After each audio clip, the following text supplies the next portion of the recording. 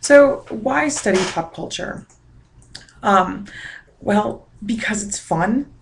So composition classes are designed to get you to practice writing skills, the writing skills that you're going to need to write throughout your college career and your professional career. But the thing is that we're just practicing. So we could write about anything. Some instructors like literature, and so they have their students write about literature. And some instructors like politics, and so they have their students write about politics.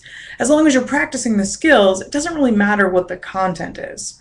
So here's why we chose pop culture for Composition 2 class. First, pop culture is all around us. No matter what we do, we can't escape it. There's always going to be advertising, movies, entertainment, sports. You're not going to be able to get away from it.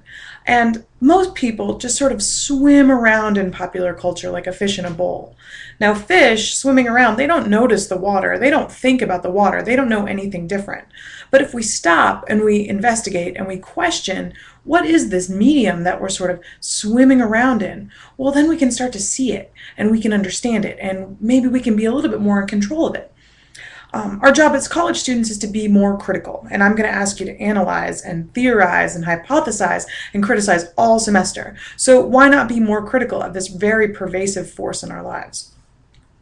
And with pop culture, there's something for everyone. Everyone lives with pop culture, and it's so all-encompassing. And you might be thinking, oh, I don't know anything about culture, and I'm only interested in Jane Austen novels. Okay, that's cool. I'm interested in Jane Austen novels too. And Jane Austen, in her day, was a pop author. People thought she was trash. Now we think of her as a classic. And guess what else? There's Jane Austen zombie novels. So I guarantee, no matter how little TV you watch or how little time you spend on the internet, you are going to be able to find something you are wanting to write about. And finally, the reason why we talk about pop culture is that it's always changing. There's something fresh, some new ideas, some new Facebook phenomenon that's going around the web. It's a very exciting place, and it's easy to bring new ideas to the table. Now, one of the challenges in academics is to bring new ideas. So we're going to be asking you to come up with new content, new thinking.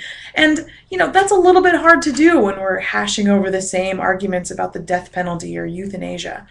But with pop culture, there's always something new happening, and so there's a little bit more room at that intellectual table.